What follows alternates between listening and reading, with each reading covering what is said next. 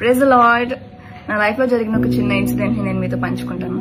నాకు 5 years ఉన్నప్పుడు పెద్దమ్మ వాళ్ళు మేము మొత్తం ఫ్యామిలీ అందరూ కలిసి వెంట ఎగ్జిబిషన్. అయితే ఏం జరిగిందంటే I was walking with one of my uncle and everybody else was right behind me. మరి నేను సడన్ గా ఏం చూసానో తెలియదు, ఆ గుంపులో నడుచుకుంటూ వెళ్ళిపోయాను మా అంకుల్ చేయి వదిలేసి. తప్పిపోయి 15-20 minutes అయిపోయింది.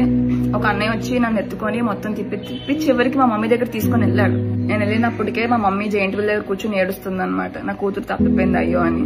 ఇంకా మా మమ్మీని చూడగానే నాకు సంతోషం అనిపించింది, కానీ మనసులో ఎక్కడో టెన్షన్, బాబు కొట్టేస్తాదిరా బాబు వెళ్ళిపోయానని అని. కానీ జరిగింది ఏం తెలుసా, నన్ను చూడగానే మా మమ్మీ ఆగలేక పరిగెట్టుకుంటూ వచ్చి నన్ను హత్తుకొని ముద్దులు పెట్టేస్తా ఉంది.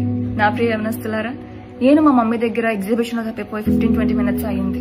లోకమనే ఈ పాపంలో పడిపోయి దేవుని దగ్గర నుంచి తప్పిపోయి మీరు ఎన్ని దినాలు, ఎన్ని నెలలు, లేక ఎన్ని సంవత్సరాలు అవుతుంది? తప్పిపోయిన కుమారుడు సినారియోలో ఆ బురదతో హీనమైన స్థితిలో కుమారుడు ఇంటికి వచ్చినప్పుడు ఆ తండ్రి కుమారుని చూసి ఫస్ట్ నువ్వు వెళ్ళి ముందు నీ బట్టలు మార్చుకొని సరిగ్గా రెడీ అయ్యిరా, అప్పుడు నేను నీతో కూర్చొని మాట్లాడతా అన్లా. కుమారుని చూడగానే పరిగెట్టుకుంటూ వెళ్లి మెడ మీద పడి ముద్దు పెట్టుకున్నాడని ఉంటది బైబిల్లో. Your God also has accepted you the way you are. అరే తమ్ముడు, చెల్లి, మీరు లైఫ్ లో ఫెయిల్ అయిపోయి విరిగిపోయిన హృదయంతో వెక్కి వెక్కి ఏడుస్తుంటారు చూసారా, అప్పుడు ఇన్ని మాటలన్న లోకం వచ్చి మిమ్మల్ని ఆదరించదు. కానీ మీ దేవుడు మాత్రం ఆ టైంలో మీరు ముసుగేసుకున్నారా, టీ షర్ట్ వేసుకున్నారా, మోకాలేసారా, నిలువు మోకాలేసారా, ఉపవాసం ఉన్నారా, ఇలాంటివేవి చూడకుండా పరిగెట్టుకుంటూ వచ్చి మిమ్మల్ని హత్తుకుంటాడు. రాసి పెట్టుకోండి, మన అందరి జీవితాల్లో ఒక్క అంకుల్ ఒక్క ఆంటీ ఉంటారు. దేవుడికి దగ్గర అవడానికి ఇలా మనం ట్రయల్ స్టార్ట్ చేస్తామో లేదో వెంటనే అనేస్తారు. ఆ లోకం అంతా తిరిగి వచ్చాడండి ఇప్పుడు దేవుడి దగ్గరికి అని ఇష్టం వచ్చినట్టు మాట్లాడేస్తూ ఉంటారు కదా. ఇలాంటి వాళ్ళ మాటలు విని మీరు భయపడో బాధపడో దేవుని దగ్గర తిరిగి రావడం మానేకండి. మీరేమనుకుంటున్నారు, ఆ సమరయ ప్రాంతం అంతట్లో పాపం చేసిన ఒక్క స్త్రీ తప్ప వేరే మంచి మనిషి దొరకలేదా దేవునికి వెళ్ళి మాట్లాడడానికి? అమ్మా యూత్, మనకు ట్యాగ్లేస్తారే మన చుట్టూ ఉన్న వాళ్ళు. ఈ అమ్మాయి ముసుకేసుకోదు, పక్కన పెట్టండి.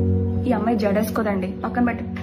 ఈ అబ్బాయా అసలు రోజు తిరుగుతూ ఉంటాడు బయట బండి మీద, వేస్ట్, పక్కన పెట్టండి. ఈ అబ్బాయా బీటెకే పాస్ అవ్వలేదు, పక్కన పెట్టండి. ఈ అబ్బాయి పక్కన పెట్టండి. అలా ట్యాగ్లేస్తారు కదా. అలాగే సమరేశ్వరికి కూడా ట్యాగ్ వేస్తారు, ఈవిడ వేశ్య, ఈవిడ పాపి, పక్కన పెట్టండి అని ట్యాగ్ వేస్తారు. కానీ నా దేవుడు మాత్రం పక్కన పెట్టండి అన్న వాళ్ళందరినీ పక్కన పెట్టి వెళ్ళి ఆవిడతోనే మాట్లాడాడు. ఎందుకంటే నా దేవుడు సమరేశ్వరికి ఆ వేసిన ట్యాగ్ చూడలేదు, ఆ ట్యాగ్ వెనకతలున్న ఆమె హృదయాన్ని చూశాడు. ఒక మీకు పెట్టిన పేర్లను చూసి దేవుడు కూడా మిమ్మల్ని అలా ట్రీట్ చేస్తాడేమో అని భయపడుతున్నారా?